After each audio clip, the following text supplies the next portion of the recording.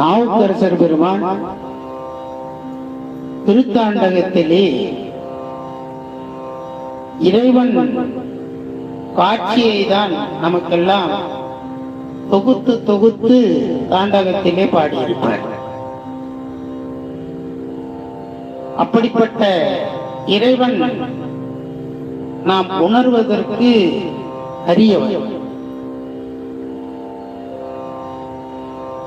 எப்படி உணர்வதற்கு அரியவன் என்று சொன்னால்,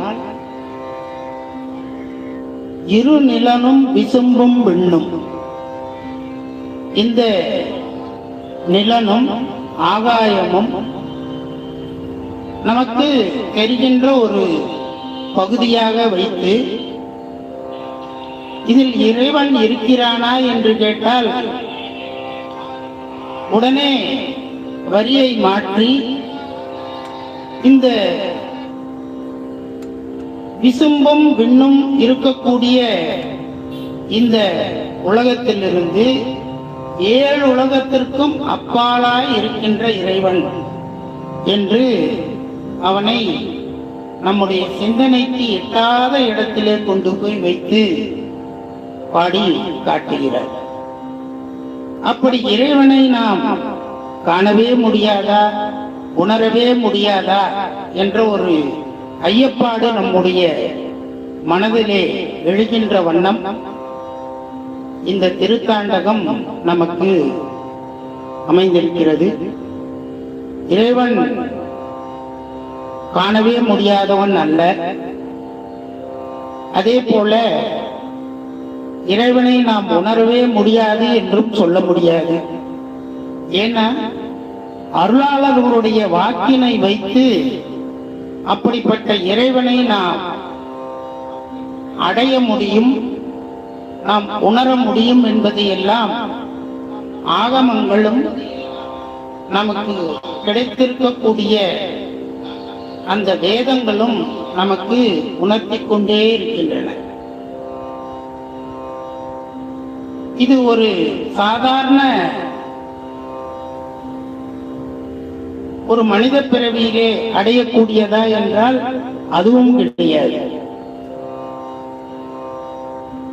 சிவஞான போதத்துல இறைவனுக்கு முதல்ல பிரமாணம் சொல்லுவார்.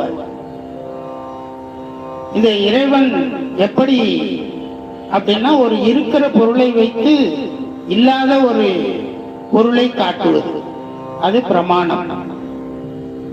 இந்த உலகத்தை வைத்து இந்த இறைவனை அந்த சிவஞான போதத்திலே காட்டுவார்கள். அதற்கு ஒரு உதாரணம் சொல்லுவார்கள். ஒரு இடத்துல நெருப்பு புகை வருகிறது என்று சொன்னால் நெருப்பு இல்லாமல் புகை வராது. அப்ப அந்த இடத்துல நெருப்பு இருக்கிறது என்று அர்த்தம். அதுபோல ஒரு குயவன் பானை செய்கிறான் என்று சொன்னால் அந்த பானை செய்வதற்கு ஒரு குயவன் தேவைப்படுகிறான். அப்படி இந்த உலகம் ஒருவனால் செய்யப்பட்டது அப்படின்றதை நிரூபித்து இந்த உலகம் ஒருவனால் நிலை பெற்று நிற்கக்கூடியது, இந்த உலகம் ஒருவனால் மீண்டும் அழிக்கப்படுகிறது என்பதையெல்லாம் இறைவனுக்கு பிரமாணமாக சொல்லி இந்த இறைவன் உண்டு என்பதனை நமக்கெல்லாம் சுட்டி காட்டுகின்ற ஒரு அற்புதமான அந்த ஞானிகளுடைய வாக்கினை கொண்டு நாம் இறைவனை அறியலாம். இப்படிப்பட்ட அருளாளர்களுடைய வாக்கிலிருந்தும் நாம் இறைவனை உணரலாம் என்பதற்கு இப்படிப்பட்ட ஒரு திருத்தாண்டகங்கள்லாம் நமக்கு ஒரு உதாரணமாக அமைந்திருக்கிறது. அடுத்தபடியாக